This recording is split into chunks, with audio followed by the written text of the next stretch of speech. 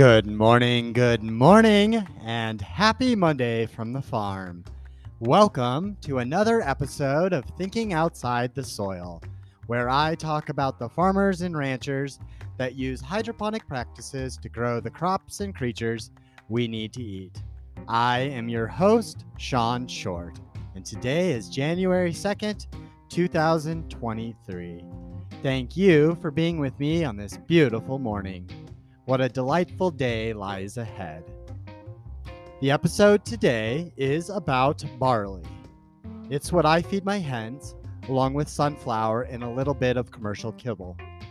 Whenever I hear the word barley, my mind hears the song, "John Barleycorn Must Die." Maybe it's because I used to be an alcoholic, or perhaps my folks raised me on good tunes. Anyways, barley is an ancient crop that originates from the Fertile Crescent and Tibet. Evidence shows that some barley cultivation began in Egypt around 5000 BC and later spread to Mesopotamia and Europe. However, there are recent genetic studies of ancient Egyptian barley which revealed genetics from a species found on the Tibetan plateau. So these mixed genetics of barley species show humans traded and cultivated an improved barley variety for at least about 8,000 years. Globally, 70% of barley production is used as animal fodder. The USDA barley fodder production for 2021 was around 2.5 million tons, or 106 million bushels. And that was down about 36% from the previous year. Data from 2022 has really yet to hit the books, and I have yet to dig into it truly. Barley harvested as feed and hay is a significant source of forage for livestock producers in most arid and semi-arid regions. And this is because it is very inexpensive and it's an easily accessible seed. In addition, forage barley has good yield and it has a higher nutrient value than other small grains. So barley is an important feed grain in many areas with less corn production, especially in northern climates. For example, northern and eastern Europe or Russia. Barley is also the main feed grain in Canada, Europe, and the northern United States. About half of the United States barley crop is used as fodder for livestock.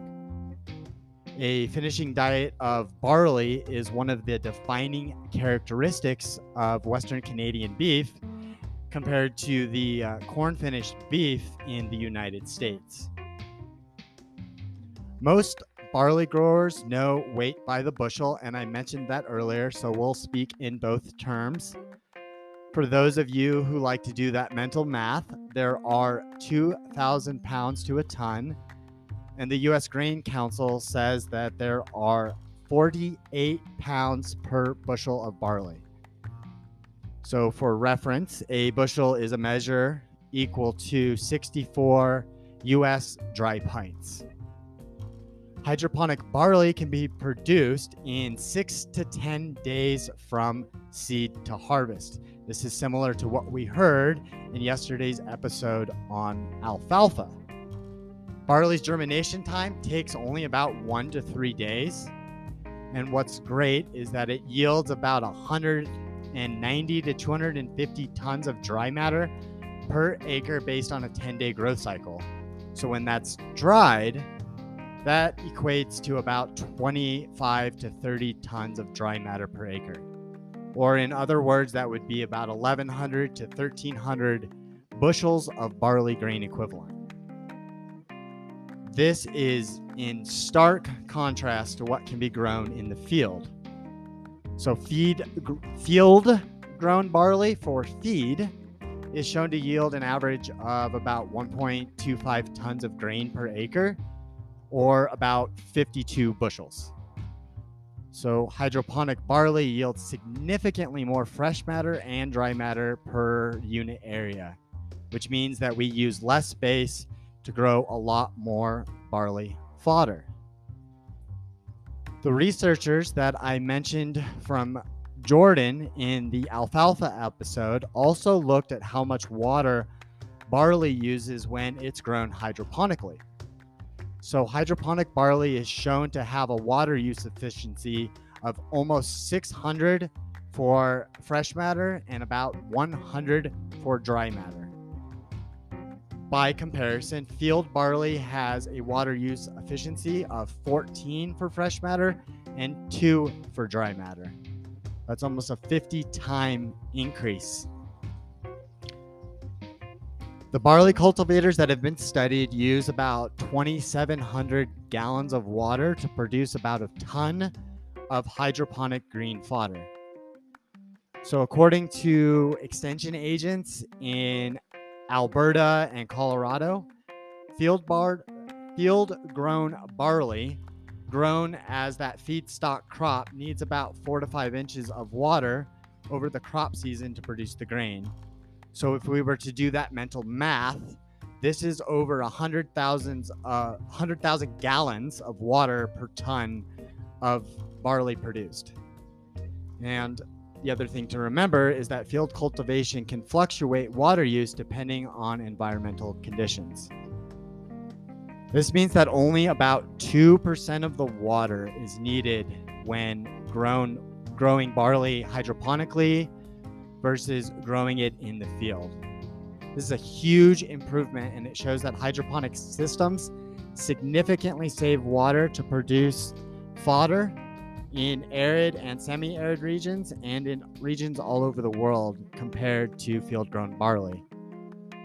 This is extremely important when we're considering water shortages and water scarcity in these areas. So we use less water and get significantly higher yields. These results from farmers and the things that I have said correspond with data from companies like Hydrogreen and others that recommend barley fodder for farmers. Barley fodder is significantly more nutritious than barley grain and field forage used as feed. So the hydroponic fodder has a higher crude fat and higher protein than the field-grown barley or even barley seed. For example, the crude fat content of hydroponic barley falls somewhere in the range of 16 to 25%, and the crude fat is around 3 to 4%. Now we can compare this to the 9 to 12% that we see in field barley for protein and about 2 to 3% crude fat for field barley.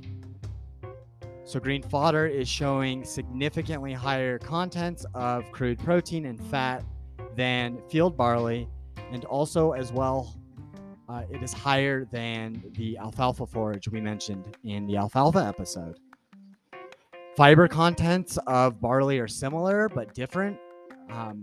Researchers and farmers haven't found any significant difference between the hydroponic fodder and field fodder, so that means they are similar.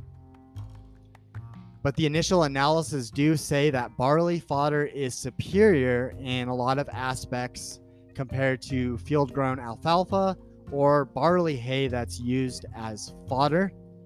And this is because the neutral detergent fiber and acid detergent fiber values for that hydroponic barley are about 30% and 14% respectively, which suggests that these fiber contents are more digestible for animals that are eating hydroponic fodder.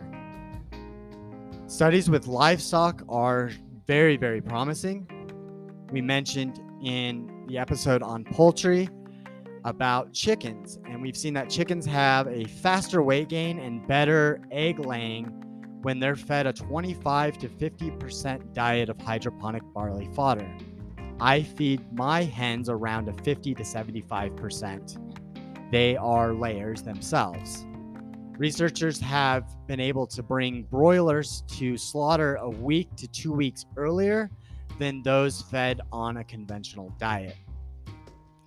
Ranchers have also found shockingly similar awesome results while milking their ruminants. So, for example, we spoke briefly about lactating ewes that were fed hydroponic barley and had healthy weight gains, as well as those male calves that had healthy weight gains as well.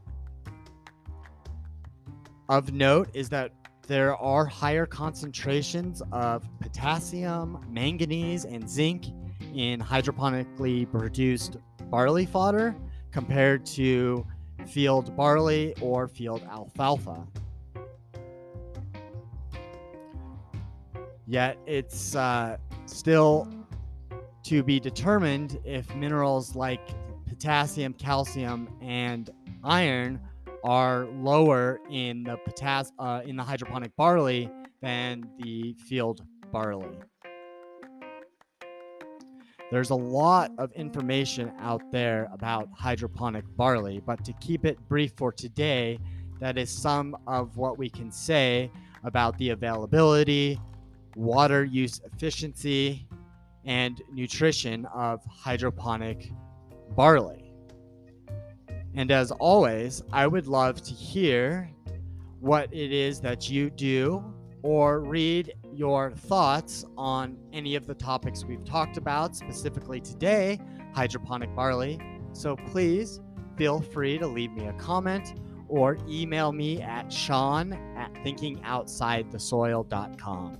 That's SEAN.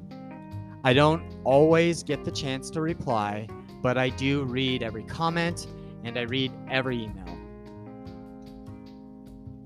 If you'd like to learn more about how hydroponic fodder is helping farmers save water, improving their livestock quality, and helping them to become better stewards, head on over to thinkingoutsidethesoil.com. You can see that I am running a special offer so that you can get yourself a free copy of the book. I bought a bunch of them. All that I ask is you take care of the shipping and handling, which is really affordable. And it's a way better deal than you could find online, on Amazon, anywhere else, or even at your local bookstore. So go to thinkingoutsidethesoil.com and don't miss out on the next agricultural revolution. And thank you for joining me on another episode of Thinking Outside the Soil. Take care and have a lovely day.